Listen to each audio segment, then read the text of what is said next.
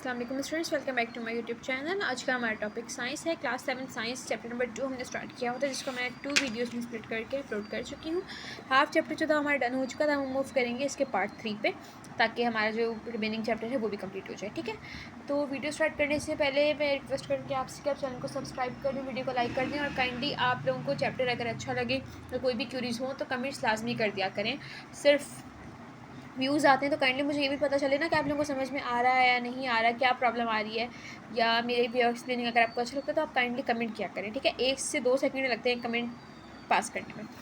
अच्छा, chapter number 2 के 1 2 3 4 5 topics रहते थे।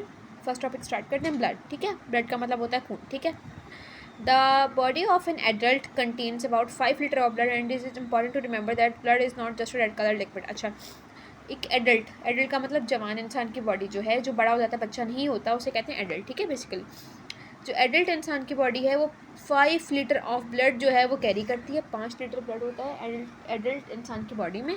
ठीक है, और ये बहुत ज़्यादा ज़रूरी है ये माइंड में रखना कि हमारे माइंड में कंसेप्ट होता है कि जो ब्लड है वो सिर्फ खून होता है, रेड कलर का होता है, लिक्विड होता है जस्ट। यानी ये अपने माइंड से आप निकाल दें कि जो ब्लड है वो सिर्फ रेड कलर का लिक्विड है। No, blood is a living tissue. Blood एक लिविंग टिश्यू है। ठीक है, बहुत सारे सेल से मिलकर ब्लड बनता है। कंसिस्ट ऑफ 4 मेन पार्ट्स, और ब्लड के 4 पार्ट्स होते हैं: red blood cell, white blood cell, platelets, all floating in a yellow watery liquid called plasma. अच्छा, red blood cell, white blood cell, platelets जो ब्लड के अंदर होती हैं वो एक येलो कलर के लिक्विड प्लाज्मा के अंदर तैर रही होती हैं। ठीक है, तो 4 पार्ट्स हैं ब्लड के: red blood cell, white blood cell, platelets, और चौथा पार्ट है प्लाज्मा। ओके, फर्स्ट पार्ट पढ़ते हैं red blood sales. Each of this is round colour की राउंड शेप होती हैं इनकी, रेड कलर की होती है, जैसे कि नाम हमें बता रहा है कि रेड ब्लड सेल्स हैं तो रेड कलर होता है, राउंड शेप होती है, विद बोथ सरफेसेज होलो, इसकी सरफेसेज होलो होती हैं। ठीक है, and shape word by concave disc, और इसकी शेप बाय कॉन्केव डिस्क कहलाती है, क्योंकि 2 शेप जो हैं वो क्या हैं, कॉन्केव है, तो by concave. Okay, red blood cells do not have a nucleus. Red blood cells के अंदर न्यूक्लियस नहीं होता, which means that they have a short life of only about 100 days. सिर्फ रेड ब्लड सेल्स जो हैं वो 100 डेज, मतलब 3 महीना 10 दिन की ज़िंदगी गुजार सकते हैं, क्योंकि तो न्यूक्लियस होता है ना जिस सेल के अंदर, वो ज़्यादा देर ज़िंदा रह सकता है। ठीक है, इसके अंदर न्यूक्लियस नहीं होता ना, तो उनकी लाइफ स्पैन जो है बहुत कम होती है और वो मर जाते हैं। ठीक है, और इनको कोई और रिप्लेस कर लेता है, तो इसलिए इनका लाइफ स्पैन है 3 महीना 10 दिन, जस्ट मतलब 100 डेज। लाइक ऑल सेल्स, हर सेल की तरह red blood cell have a cell membrane. इनके सेल मेम्ब्रेन होती है, मतलब झिल्ली नुमा मेम्ब्रेन होती है जो इनको प्रोटेक्ट करती है बाहर के इन्वायरमेंट से। But the membrane of red blood cell is elastic, लेकिन जिसकी मेम्ब्रेन है, इसकी झिल्ली, वो इलास्टिक है, खींचने वाली है। This allows the cell to change shape.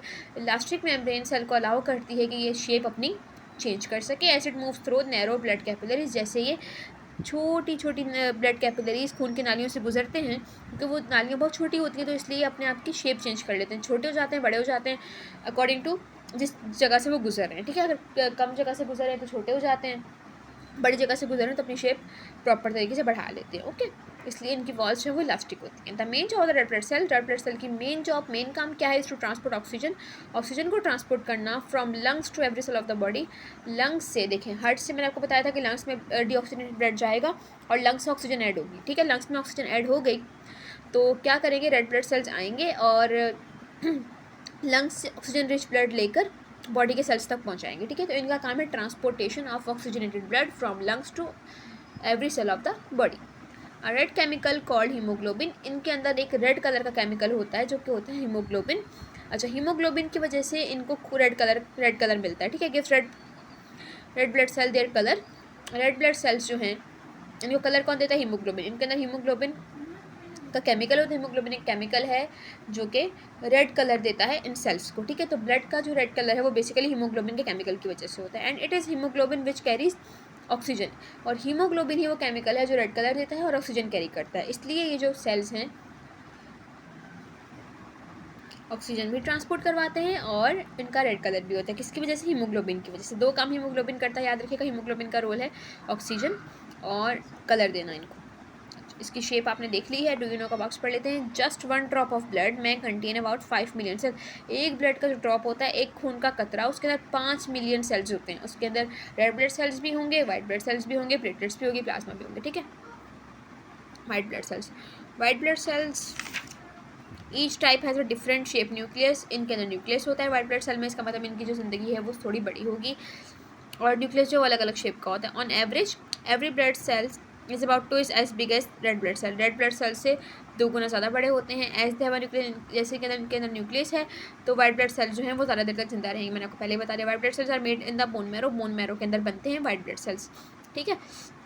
White blood cell help to defend the body against disease. White blood cell मदद करते हैं हमारी बॉडी की, ताकि हमारी बॉडी डिजीज़ से बच सके। वाइट ब्लड सेल इम्यूनिटी का पार्ट होते हैं। मैंने आपको इम्यूनिटी एंड डिजीज चैप्टर में वाइट ब्लड सेल्स का पूरा रोल पढ़ाया है, इसलिए मैंने पहले वाला चैप्टर एक्सप्लेन किया था, ठीक है।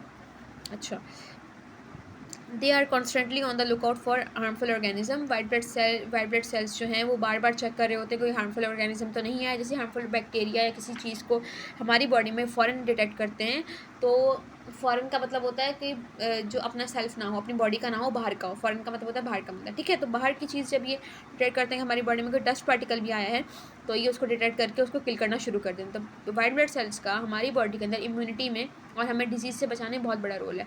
Which they destroy by engulfing them, उनको खा लेते हैं और उनको डिस्ट्रॉय कर देते हैं। वंस दिस हैपेंड, एक दफ़ा जब ये हो जाता है, white blood cell live only for a few days.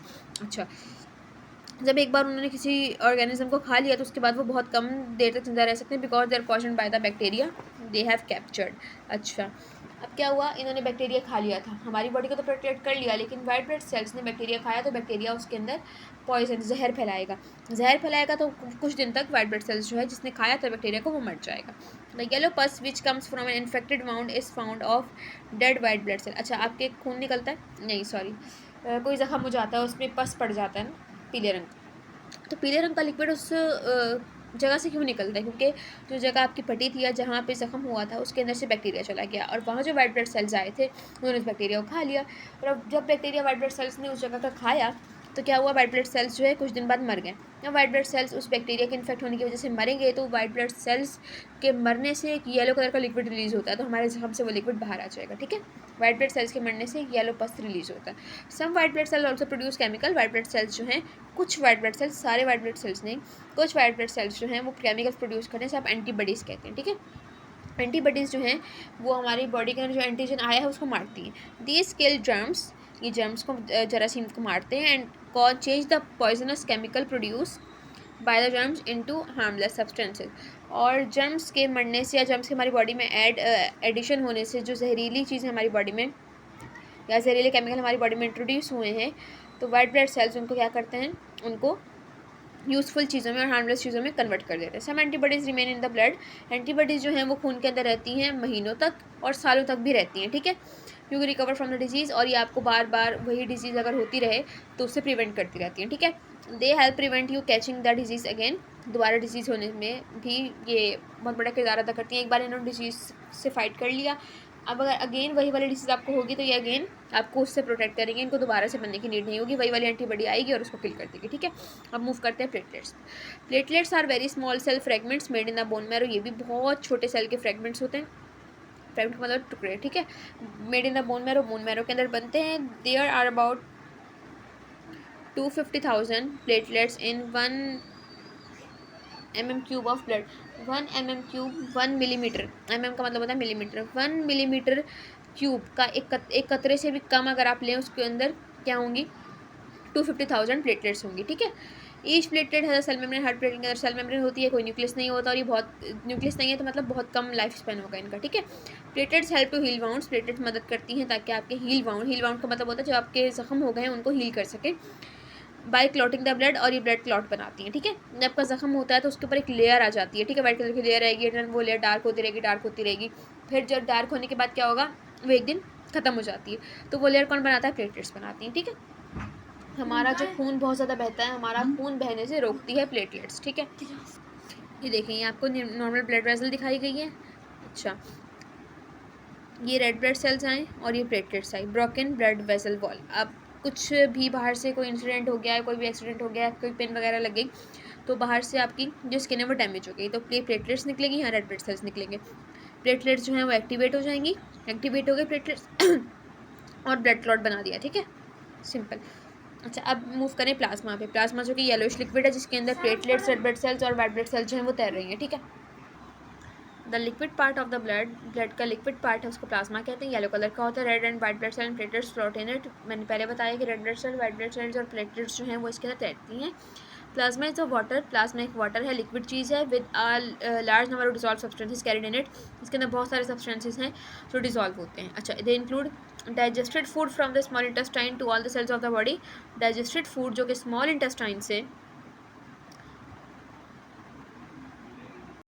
Digested food small intestine से पूरी सेल की बॉडी में ट्रांसफर करवाया जाएगा।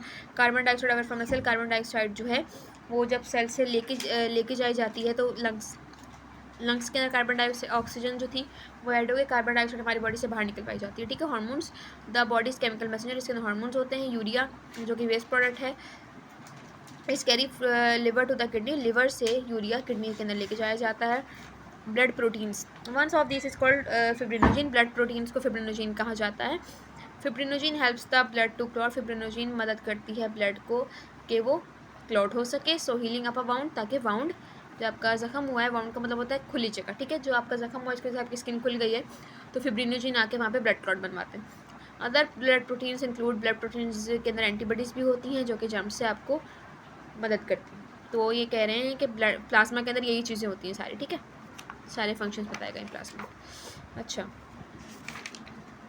यहाँ पे बॉक्स है एक ऑर्डिनो का, ये पढ़ लेते हैं। ये कह रहे हैं इन 1 millimetre cube of blood, 1 millimetre cube blood के अंदर 6000 वाइट ब्लड सेल्स होते हैं। ठीक है, प्लेटलेट की मिकदार भी बता दी, इसकी बता दी और रेड ब्लड सेल्स की बता दी थी। ओके, अब हिस्ट्रीनो के पक्ष पे आते हैं। According to US National Library of Medicine, US National Library of Medicine के मुताबिक about 170 billion red blood cells are replaced every day.